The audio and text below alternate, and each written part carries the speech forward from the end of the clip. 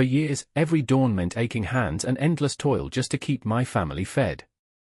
I was stuck in a cycle of hard work and little reward, until I decided to change everything.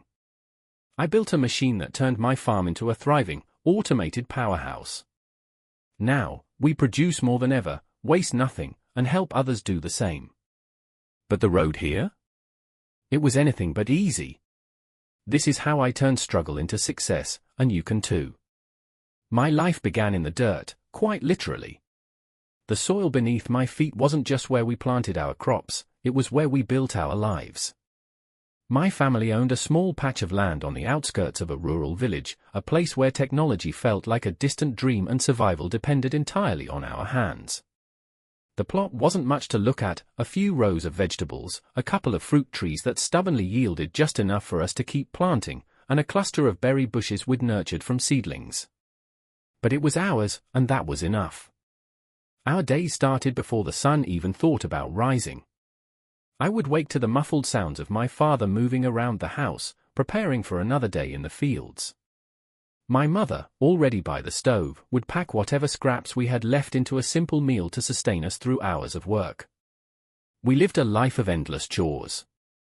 Every morning, the plants needed watering, the soil needed turning, and the pests needed chasing away. Every evening, there were crops to sort, tools to clean, and plans to make for the next day. When I was a child, I didn't understand the weight of what we were doing. I only knew that the fields were a constant presence in our lives, shaping every decision we made. My parents poured everything into the farm, every ounce of strength, every moment of their time. They had to. There was no fallback plan, no safety net. If the crops failed, so did we. The tools we used were as old as the farm itself. Rusted hand plows, simple hoes, and fraying baskets carried the burden of our labor. There was no machinery to lighten the load, no innovation to speed up the process. Every task was done by hand, from planting seeds in neat rows to harvesting the crops under the scorching sun. I remember how my father's hands, once strong and steady, grew calloused and worn over the years. He didn't complain, but I could see the toll it took on him. We grew a little bit of everything: carrots, beans, cucumbers, potatoes, and leafy greens. Our berry bushes produced just enough to make jams for the winter, and the fruit trees gave us a small harvest that we'd carefully ration. Every meal we ate came from the soil beneath our feet. It was a simple life, but it was one of constant uncertainty. The weather ruled our world. A sudden frost could destroy weeks of hard work. Too much rain meant drowning crops, while too little left them dry and brittle. I remember one summer when the sun burned so hot that we carried water from the river every day, desperately trying to save our plants. Despite our efforts, the harvest was small that year, and we spent the winter scrimping and stretching every bite of food. As I grew older, the weight of our situation became clearer. I saw how tired my parents were, how every season seemed to chip away at them just a little more. The farm wasn't just their livelihood, it was their identity, their pride. But it was also a trap, chaining them to a life of endless labor with no promise of reward. I started taking on more responsibilities in the fields, learning how to plant, tend, and harvest alongside my parents. My father taught me how to read the soil, to understand what it needed to thrive. My mother showed me how to preserve our harvests, turning fresh produce into canned goods that would see us through the lean months. They gave me all the knowledge they had, but I couldn't help but feel that something was missing. Why did everything have to be so hard? Why were we still living like this, bound to the cycles of the land with no way to break free? These questions began to take root in my mind, growing stronger with each passing year. At the time, I didn't have the answers, but I couldn't ignore the nagging thought that there had to be a better way. Life wasn't all hardship, though. There were moments of joy, fleeting but precious. I remember the first time I bit into a ripe strawberry, fresh from our bushes, the sweetness exploding in my mouth and making all the hard work feel worth it, if only for a moment. There were evenings when we'd sit outside after a long day, my father telling stories about his own childhood while my mother laughed at his exaggerations. Those small moments kept us going, reminding us of what we were working for. Still, The question lingered, could there be a way to hold on to those joys without the relentless grind? I didn't know it yet, but the answer would come, and it would change everything. The breaking point came on an unbearably hot summer day. The sun had turned the fields into an oven, the air thick and stifling. We'd been harvesting potatoes since dawn, and I could feel the strain in every muscle of my body. My father's face was red with exertion, beads of sweat running down his weathered skin. My mother, stooped over a basket of potatoes, winced as she straightened her back. It was a sight I had grown used to, but that day, something inside me snapped. I looked at the tools we were using, the same rusted implements that had served my family for generations. I thought of the hours we'd spent under the sun, the sheer exhaustion that greeted us every night, and the uncertainty that loomed over every season. A single question consumed me: was this really the only way? That night, as the house fell silent and my parents finally rested, I stayed awake, staring at the ceiling. I couldn't let this cycle define my life, our lives. There had to be a way to make things better, to break free from the relentless grind of manual farming. But what could I do? I wasn't an engineer or an inventor. I was just a farmer's son with calloused hands and a head full of questions. The next day, while tending to the crops, I began observing everything differently. I noticed the way the soil crumbled under the plow, the repetitive motion of my father's hands as he harvested each crop, the inefficiencies that seemed so obvious now that I was looking for them. The idea came to me slowly, like a seed taking root. What if we didn't have to do everything by hand? What if there was a way to make the process easier? At first, it felt foolish. Who was I to think I could change anything? But the thought wouldn't leave me. I began to dream of machines that could lighten the load, tools that could make farming less about survival and more about thriving. I didn't tell my parents about these thoughts. I knew they dismissed them as fantasies, and maybe they were right. But the idea was there, and it was growing. I started small, experimenting with the tools we already had. I'd tinker with broken plows and battered carts, trying to imagine how they could be improved. It wasn't much, but it was a start. One evening, I came across a pile of discarded scrap metal near the edge of the village. It wasn't much to look at, but to me, it was a treasure trove of possibilities. I hauled it back to the farm, piece by piece, my mind racing with ideas. My first few attempts were laughable. I tried to create a better plow using parts from an old wagon, but the contraption fell apart after just a few uses. I built a makeshift seed planter, only to discover it scattered more seeds on the ground than it planted. Each failure was disheartening, but it also taught me something new. I began to understand how things fit together, how to make them stronger, more efficient. The turning point came when I managed to create a simple cart with rotating blades attached to the wheels. It wasn't much, but it could cut through tall grass as it rolled, saving us hours of manual labor. My father, ever the skeptic, raised an eyebrow when he saw it in action, but he didn't say anything. My mother, on the other hand, gave me a small smile. It was the first time I'd felt like my ideas might actually amount to something. I started to dream bigger. What if I could build a machine that harvested crops? What if we didn't have to spend hours bent over the fields, cutting and gathering by hand? The thought filled me with equal parts excitement and fear. It seemed impossible, and yet, I couldn't stop thinking about it. I spent every spare moment sketching ideas, salvaging materials, and experimenting with designs. My parents didn't fully understand what I was doing, but they didn't stop me either. Maybe they saw the determination in my eyes, or maybe they were simply too tired to question it. Whatever the reason, they gave me the space I needed to work. By the end of that year, I had built the first prototype of what I hoped would become a crop harvesting machine. It was crude and unpolished, held together by bolts and sheer stubbornness, but it worked, at least, in theory. When I tested it on a small patch of potatoes, it managed to pull up more crops in an hour than we could by hand in half a day. It wasn't perfect. The machine jammed frequently, and it left some crops behind. But it was a start, and for the first time, I felt a glimmer of hope. I wasn't just a farmer anymore. I was a dreamer, a builder, someone who dared to believe that things could be better. The seed of determination had been planted, and there was no turning back now. Building a machine that could change our lives was one thing. Perfecting it was an entirely different challenge. The first prototype of my crop harvesting machine gave me hope, but it also exposed the enormity of the task ahead. The design was riddled with flaws I couldn't see until I pushed the machine beyond its limits. And push it, I did. Every day after tending to the fields, I'd return to my makeshift workshop, determined to make improvements. I studied the way the machine moved, how the blades rotated, and why it jammed under pressure. My nights were spent scribbling in a worn notebook, sketching designs, and jotting down ideas to fix each problem I encountered. The first major issue was the blade mechanism.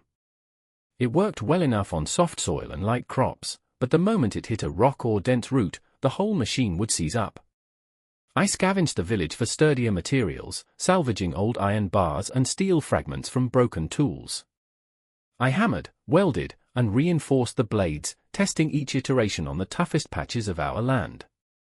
It took weeks, but I finally built a mechanism that could slice cleanly through roots and debris without faltering. Then there was the problem of efficiency. The prototype moved too slowly, covering barely a fraction of what we could harvest by hand in a day. I needed to create something faster, but I didn't have access to sophisticated engines or motors. Instead, I relied on the principle of leverage. Using salvaged gears and axles, I designed a system that allowed the wheels to turn with less effort, propelling the machine forward at a more consistent pace.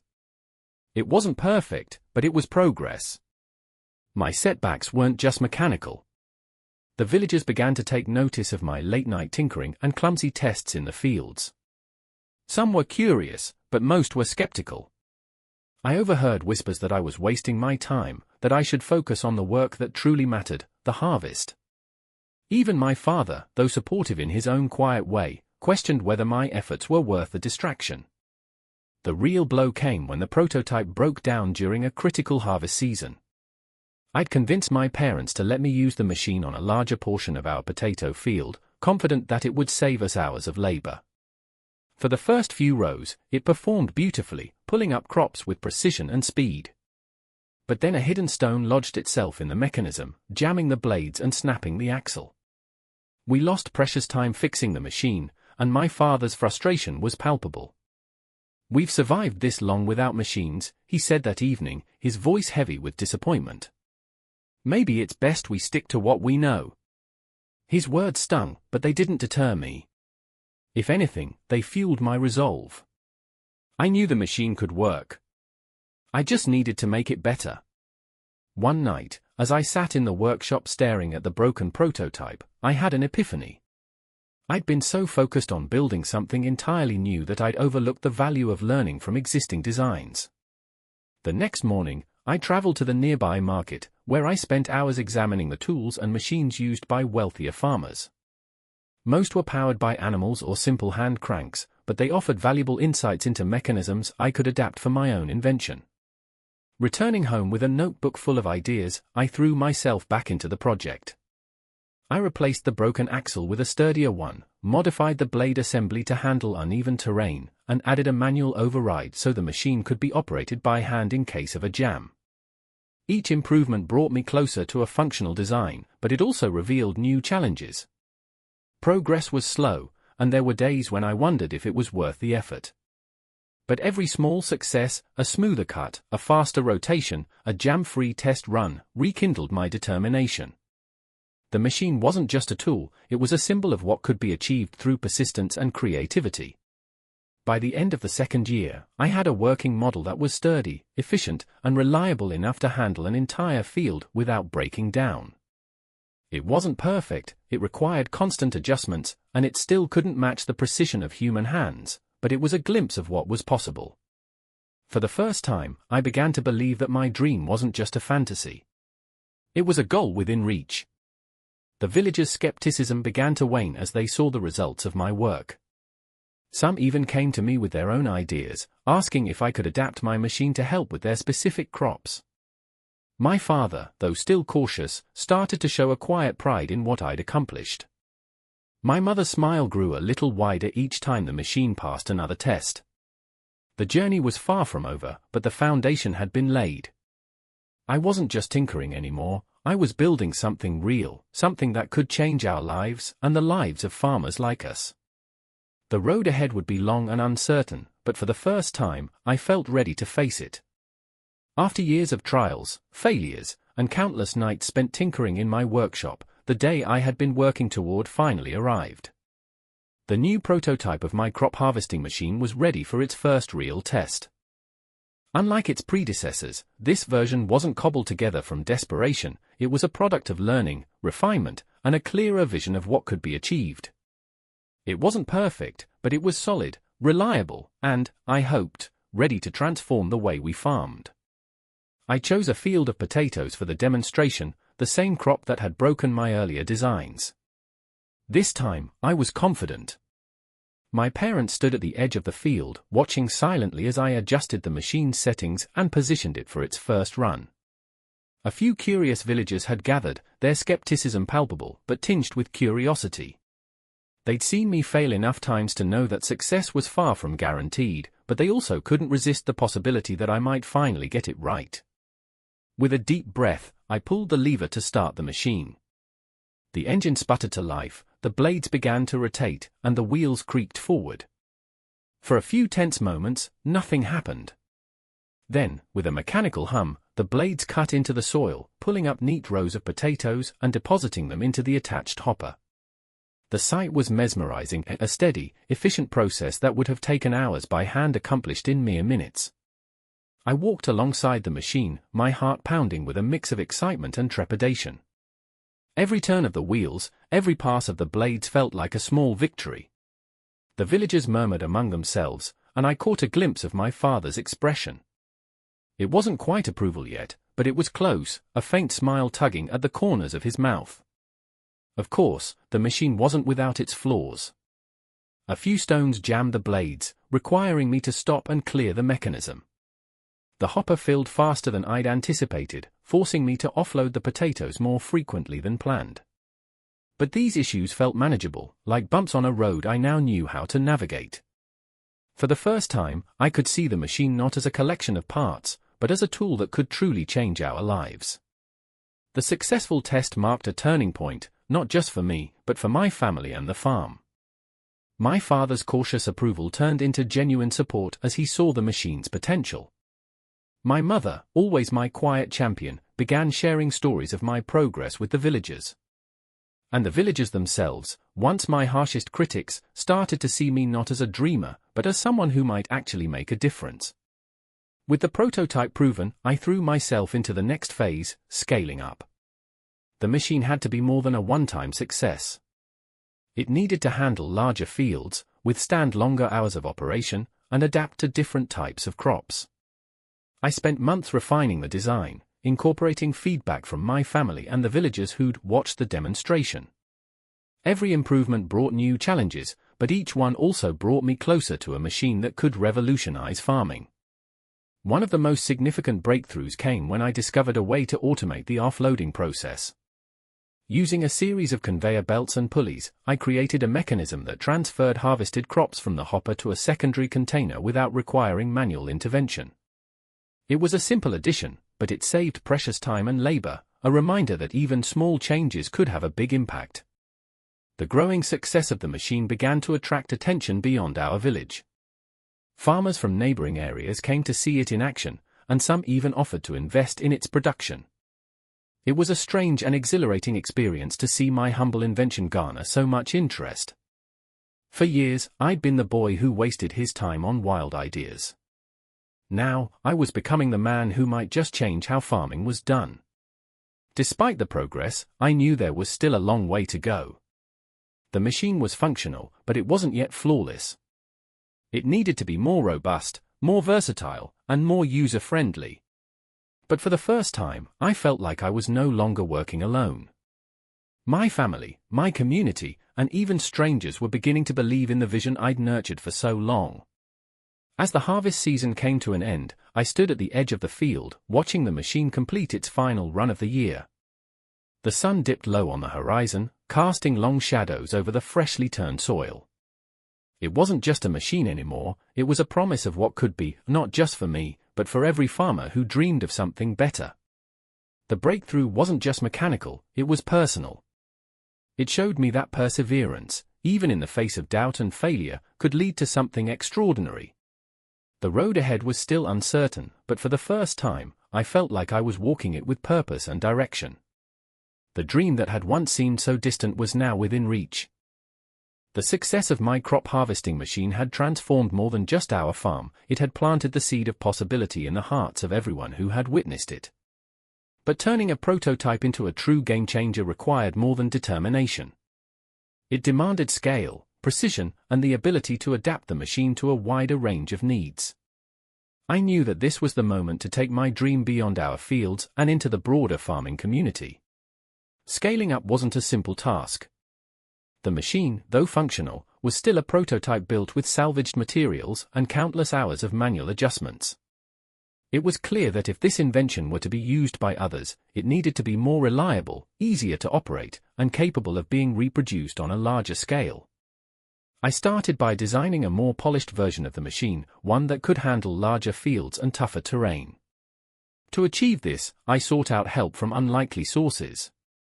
Farmers in neighboring villages offered valuable insights based on their own experiences. Some even lent me tools or provided spare parts to help refine my design. The collaboration was inspiring, it felt like we were building something bigger than just a machine. We were creating a movement, a collective effort to make farming less grueling and more sustainable. One of the biggest challenges was sourcing materials. The scrap metal and improvised parts that had served me well for the prototype were no longer sufficient. I needed stronger, more durable components that could withstand extended use. To fund this next step, I sold off a portion of our harvest, pooling every extra penny into purchasing proper machinery parts. It was a gamble, but one that felt necessary. The first scaled-up version of the machine was a leap forward. I replaced the manual components with sturdier, semi-automated systems powered by a small engine.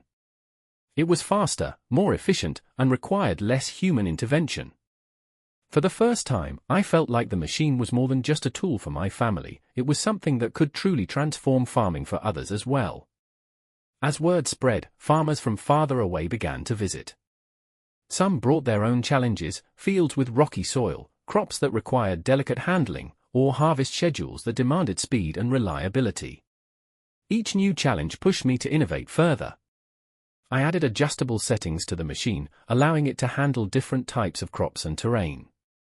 I also developed a simple instruction manual, ensuring that even those unfamiliar with machinery could operate it with ease. Despite the progress, setbacks were inevitable. One memorable failure came during a demonstration for a group of visiting farmers. Halfway through the test run, the machine's engine sputtered and died, leaving me scrambling to diagnose the problem while the audience watched in silence. It turned out to be a clogged fuel line, a minor issue, but one that taught me the importance of thorough testing and quality control. In time, the machine's reputation grew, and so did the opportunities. A local merchant offered to invest in mass-producing the machine, promising to help distribute it to farmers across the region. It was a tempting offer, but I hesitated. This invention was deeply personal to me, and I wanted to ensure that it remained affordable and accessible to those who needed it most. Instead of handing over control, I decided to start small, building each machine by hand with the help of a few trusted neighbors. My family played a central role in this new phase. My father, who had once doubted the machine's value, became its fiercest advocate, helping to demonstrate its capabilities to visiting farmers. My mother took charge of managing the growing inquiries, ensuring that every visitor felt welcome and heard. Even my younger siblings pitched in, assisting with assembly and testing. It felt like we were building not just a business, but a legacy. By the end of that year, we had built and sold 10 machines. It was a modest start, but it represented something much larger, the realization of a dream that had once seemed impossible. Each machine delivered to a farmer brought with it the promise of a better future, not just for their family, but for the entire community. Scaling the dream also brought unexpected rewards. Farmers who had once struggled to make ends meet now shared stories of increased yields and reduced labor. Some sent letters of gratitude, describing how the machine had given them more time to spend with their families or pursue other ventures. These stories reminded me why I had started this journey in the first place. As the machine spread to more farms, so did the idea of collaboration. Farmers began sharing tips on how to optimize the machine's performance, and some even proposed new features that could make it more versatile. It was a humbling experience to see how my invention was inspiring others to innovate and think beyond their limitations. Looking back, I realized that scaling the dream wasn't just about building machines. It was about building hope, fostering a sense of possibility in a world where hard work had often felt like the only path forward. The road ahead was still long, but with each new field harvested, each new farmer empowered, I felt like we were one step closer to transforming farming, not just for our village, but for countless others like us. The first years of scaling were exhilarating but grueling. Every machine sold and every farmer helped felt like a victory, but I quickly realized the process couldn't remain so hands-on forever. My dream was larger than that. It wasn't just about improving our farm or even the region's farms, it was about revolutionizing farming itself. To achieve that, automation was the next frontier. I began researching technologies far beyond the tools I had started with. Simple engines gave way to more complex systems. I read everything I could find about automated mechanisms and rudimentary AI to make the machines more self-sufficient. My crude designs evolved into models that could navigate fields, detect obstacles, and harvest crops with minimal oversight. What once required hours of my family's labor could now be done in minutes by a machine that practically operated itself. One of the most critical breakthroughs came with the integration of sensors. These sensors allowed the machines to identify ripe crops, avoiding waste and increasing efficiency. The machines could also adapt to different field conditions, switching settings automatically to handle varying soil types, crop heights, and even weather challenges. It was a level of sophistication I had only dreamed of in those early days of tinkering with scrap metal. As automation took hold, the focus of my work shifted. No longer tied to manual adjustments or field tests, I found myself spending more time refining the systems and addressing errors. It became less about the hands-on building and more about orchestrating a process that was larger than me.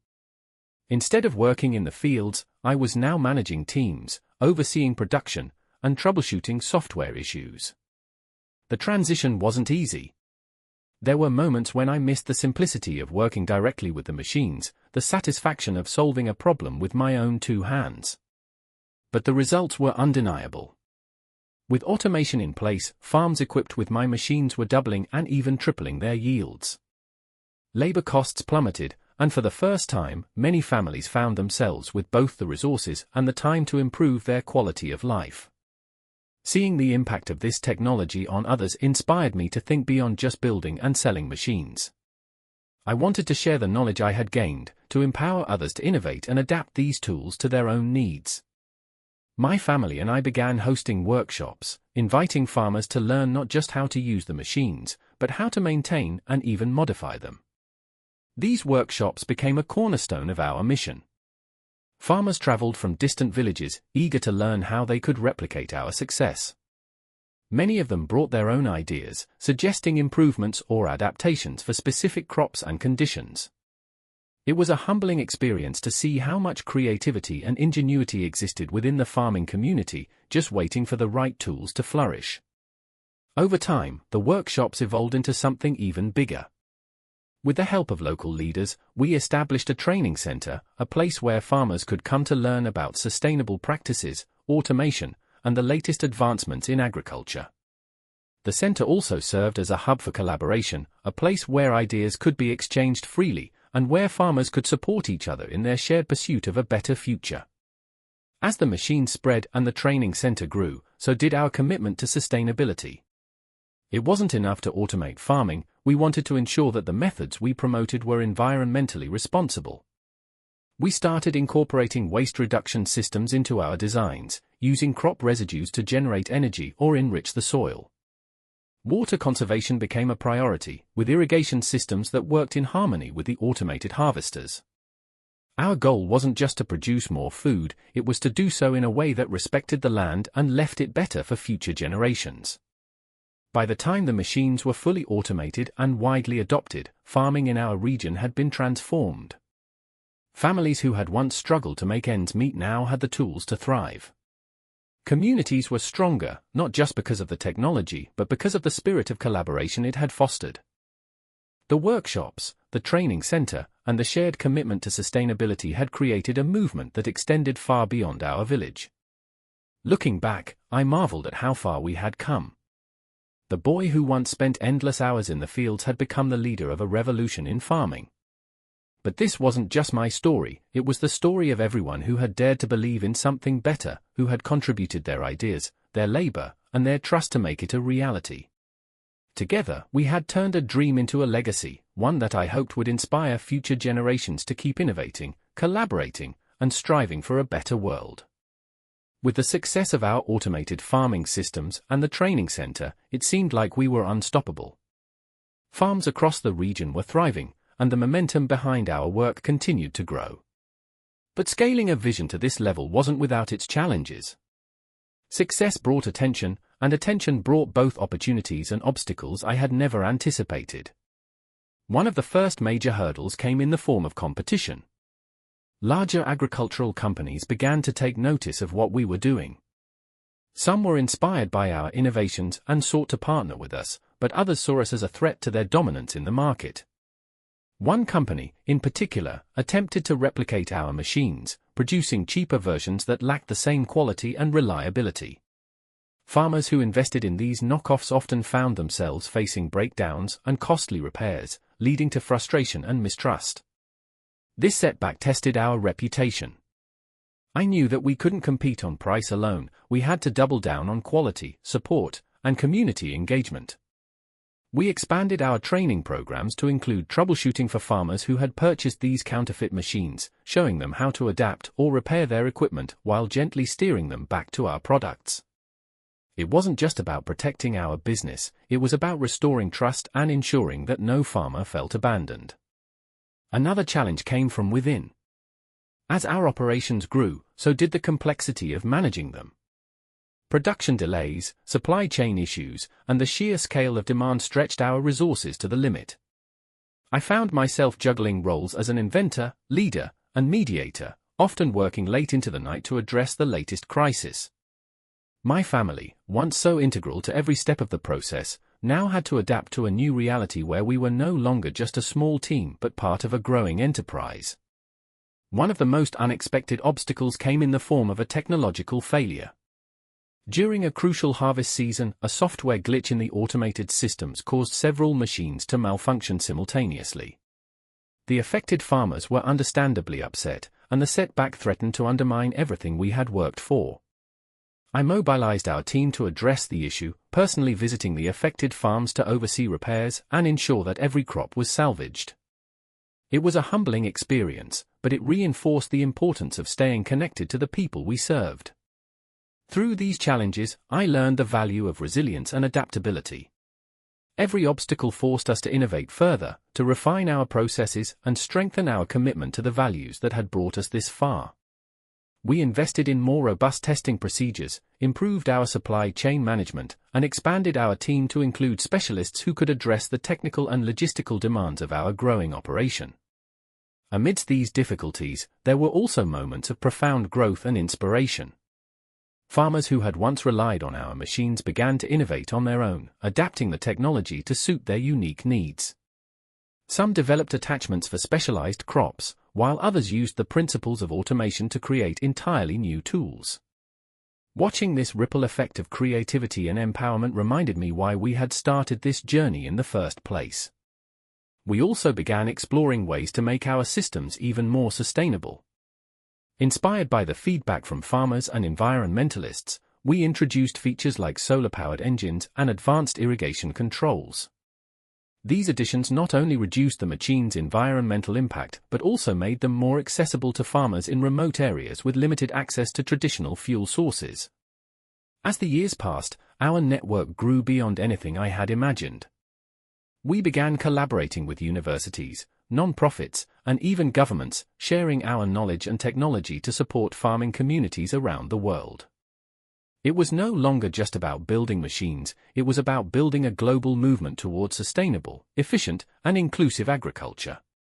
Looking back, I realized that these challenges, as daunting as they had seemed at the time, were what had pushed us to grow.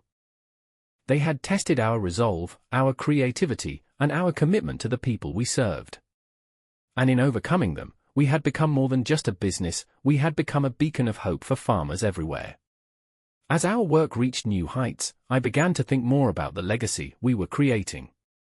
The machines we had developed and the knowledge we shared were only part of the story. What truly mattered was the impact on the lives of the people and the land. I wanted to ensure that everything we had built wasn't just innovative but also sustainable and deeply rooted in the values of generosity and stewardship. One of our proudest achievements was transitioning our farming systems to be entirely waste-free. Using innovative techniques, we turned every byproduct into an asset. Crop residues that would have been discarded were transformed into biofuel, powering the very machines that harvested the fields. Organic waste was composted and returned to the soil, enriching it for future generations. Even the irrigation systems were redesigned to capture and recycle water, minimizing waste and ensuring that every drop counted. Our commitment to sustainability extended beyond the technology itself. We worked tirelessly to teach these methods to others, showing farmers how to adopt waste-free practices and reduce their reliance on environmentally harmful inputs. The training center became a hub for this education, hosting workshops on topics like soil health, renewable energy, and water conservation.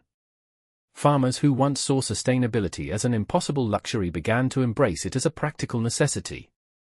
But the most transformative change came from our focus on community. Over the years, we established partnerships with schools, universities, and local organizations to spread the knowledge and technology even further. Young people, especially, became a focus of our efforts. We launched programs to inspire the next generation of farmers, inventors, and environmentalists, ensuring that the spirit of innovation and care for the land would continue to grow. The more we gave, the more we received in return. Farmers who had benefited from our machines and training often returned with ideas of their own, contributing to a cycle of innovation that extended far beyond what I could have imagined. It was no longer about one person's dream, it was about a collective vision for a better, more sustainable future. As the years passed, my role evolved. I became less involved in the day-to-day operations and more focused on mentoring others to take the lead. Watching younger generations step up with fresh ideas and boundless energy was one of the greatest rewards of my journey. They took what we had built and made it their own, pushing the boundaries of what was possible in ways I had never envisioned. Our commitment to sustainability and generosity didn't just impact farming, it changed the way we lived as a family. We became more intentional about everything we did, from the way we managed our resources to the way we treated others. The farm, once a place of relentless toil, had become a beacon of hope and a testament to what could be achieved when hard work, innovation, and compassion came together.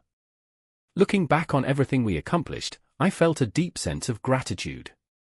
Gratitude for the lessons learned in the early days of struggle, for the failures that forced me to grow, and for the people who believed in the dream even when it seemed impossible.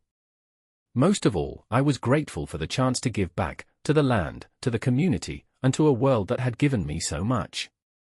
The legacy we left wasn't just in the machines or the methods.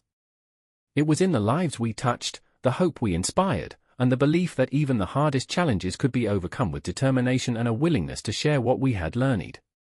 As I stepped back from the work and watched the next generation carry the torch, I knew that the future was in good hands. The seeds we had planted, both literal and metaphorical, were growing into something extraordinary. As I reflect on this journey, I realize that what we built was far greater than a farming innovation.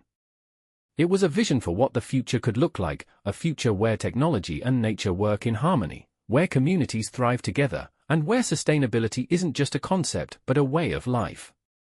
Our farm, once a humble plot of land, became a living example of what could be achieved through determination, collaboration, and a relentless focus on solving real problems. But it wasn't just about the farm. It was about the people it brought together and the possibilities it unlocked for generations to come. Looking ahead, I see challenges that will require even greater ingenuity and resilience. Climate change, population growth, and resource scarcity are issues that can feel insurmountable. But I believe that the same spirit of innovation that transformed our village can rise to meet these challenges. The tools we created were just the beginning. The real power lies in the collective will to keep improving, to keep striving for a world where everyone has the tools and knowledge they need to thrive. One of the most rewarding developments has been watching the next generation take the reins.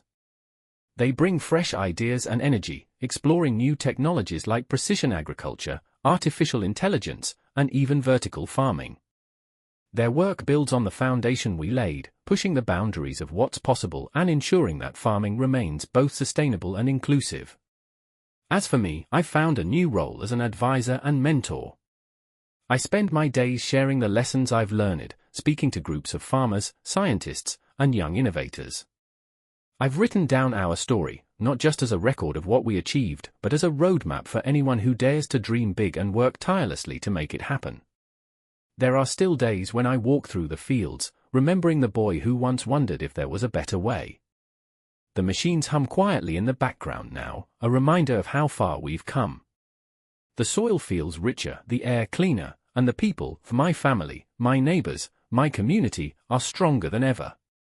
The journey taught me that no dream is too big if it's rooted in purpose and shared with others. It taught me that the hardest paths often lead to the most rewarding destinations. And it taught me that the true measure of success isn't just in what you build, but in the lives you touch along the way. As I step back and watch this vision continue to grow, I feel an overwhelming sense of pride. Not in myself, but in the countless hands and minds that made this possible. The future of farming is bright because it's being shaped by people who care deeply about the earth, about each other, and about what's possible when we work together. This is not the end of the story. It's just the beginning of something even greater. A vision that will keep evolving, keep inspiring, and keep proving that a better world is always within reach.